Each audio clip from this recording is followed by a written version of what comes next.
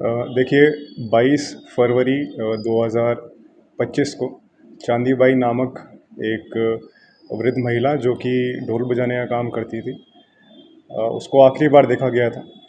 23 फरवरी 2025 को जब वो वापस लौट कर अपने घर पर नहीं गई तो उनके रिलेटिव द्वारा फतेहनगर थाने में एक मिसिंग पर्सन्स रिपोर्ट दी गई थी।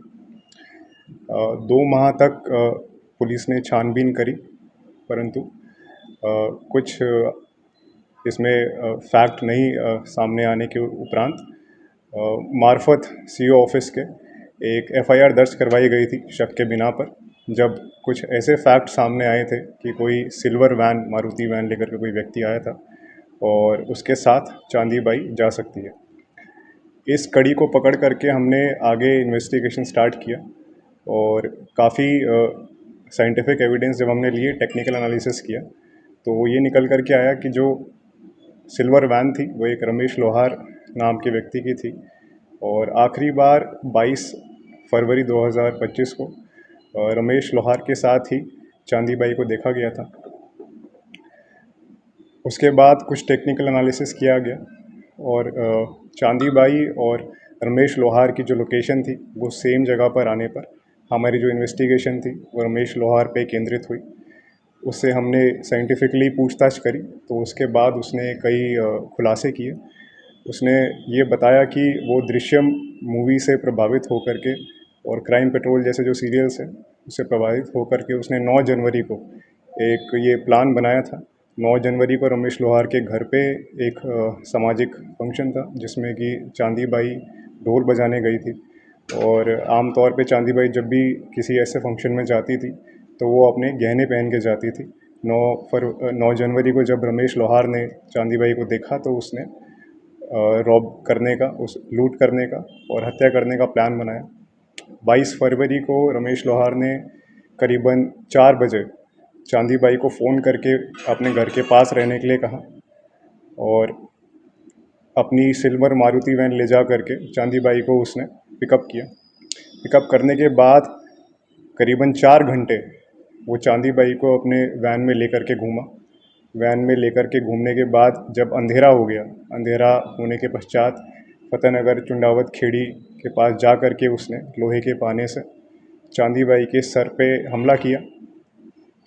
वृद्ध होने के कारण चांदीबाई जब अनकॉन्शियस हो गई उसके बाद उसने चांदीबाई का फ़ोन बंद किया, उसके गहने लूटे, उसका जो भी सामान था वो सारा सामान उसने बाहर फेंक दिया जंगल में और उसकी जो लाश थी उसको अपने वैन में ले जा करके फतेहनगर में एक कचरा डालने का जो डंपिंग यार्ड होता है वहाँ ले गया। वहाँ पे लाश को ले जा करके उसने रात में डाल दिया। उसके ऊपर जो कचरे में जो प्लास्टिक थी, जो रैक्सीन था और जो भी कचरा आदि था वो उस लाश के ऊपर डाला। जो सूखी लकड़ियाँ थी उसको भी लाश के ऊपर डाला और उस कचरे में उसने आग लगा दी। ऐसा करने के उपरांत जो भी गहने उसने लूटे थे उसको भी उसने डिस्पोज करना चाहा। कुछ सोने के मादलिये थे चांदीबाई के, जिसको कि जो ये रमेश लोहार एक आर्टिफिशियल ज्वेलरी का काम करता था और ये काम करने के कारण इसके पास गैस गन थी। उस गैस गन से इसने उस मादलियों को पिघला दिया। पिघलाने के बाद उसकी एक डली बना के अपने पास रख ली। जो उसके कान के झुमके थे उन झुमकों को ये घंटाघर क्षेत्र में एक सुनार को दे करके उसके बदले में कुछ नए ज्वेलरी बना के ले आया, जिसको कि इसने अपने एक रिलेटिव के घर पे रखवा दिया। जो उसके चांदी की पजेब थी, चांदी की पजेब को इसने अपने घर पे ही रख लिया। ये सारे खुलासे करने के बाद हमने इसमें साइंटिफिक जितने भी एविडेंसेस थे वो सब कलेक्ट किए हैं।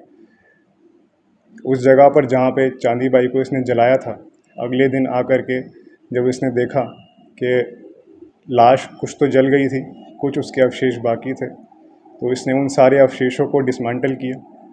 जो अर्ध जले पार्ट्स थे उनको डिसमेंटल किया और उनको ले जा करके एक जो डैम है गुसुंदा डैम, उसके अंदर डाल दिया ताकि इसको कोई भी ढूंढ ना पाए, बॉडी अच्छे से डिस्पोज हो जाए। इसका जब हमने मोबाइल का एनालिसिस किया, टेक्निकल एनालिसिस किया, उससे हमको ये दिखा कि ये मोबाइल में दृश्यम जैसी मूवीज़ देखा करता था और पुलिस कैसे अपराध करने के बाद एक अपराधी को पकड़ती है मोबाइल के थ्रू और टेक्निकल एनालिसिस करके, ये सारी चीज़ें ये अपने मोबाइल में देखा करता था, जिसको हमने सारी चीज़ों को रिकॉर्ड पे लिया है।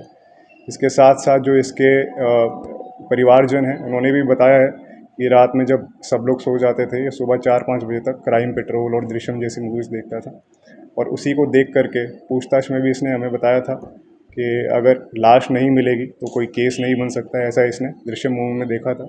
उसी से प्रभावित होकर के इसने पूरी कोशिश करी कि लाश को जला भी दिया, और उसके जो अधजले अवशेष थे उनको डिसमेंटल करके हड्डियों को ले जा करके इसने डिस्पोज करने की कोशिश की। परंतु साइंटिफिक इन्वेस्टिगेशन के दौरान हमें कुछ पार्ट्स, कुछ स्कल के पार्ट्स उस जगह पर मिले थे। उनको हमने चांदी बाई के जो इंडिस्प्यूटेबल हेयर सैंपल्स थे जो कि हमको उनके बेड से मिले थे, उससे हमने डीएनए मैचिंग के लिए भेजा और उसका डीएनए मैच हो गया है, जिससे कि इस बात की पुष्टि हो गई कि वो जो स्कल के सैंपल्स मिले थे वो चांदी बाई के थे और उसकी हत्या रमेश लोहार ने ही की है। सर, इसका आपराधिक रिकॉर्ड पुराना जी हाँ, एक इसका मुकदमा पहले से है, एक बलात्कार का मुकदमा है जिसमें ये जेल भी जाकर के आया था। हाँ जी, पुराना मामला था, 1 महीना बहुत चुनौतीपूर्ण इसलिए रहा क्योंकि 2 महीने पहले की घटना थी। 23 तारीख को इसने उसकी जो लाश थी उसको ले जा कर के डंप यार्ड में डाला था और वहाँ पे आग लगाई थी, और इसकी सूचना बाद में हमारे पास आई, एफआईआर भी बाद में हुई, तो साक्ष्य एकत्रित करना काफ़ी मुश्किल था। और जैसे कि मैंने आपको पहले भी बताया कि इसने बॉडी डिस्पोज करने के लिए बॉडी को पहले जला भी दिया था। जलाने के बाद जो अधजले अवशेष थे उनको डिसमेंटल किया बॉडी से, हड्डियाँ उठाई, और वो सब भी इसने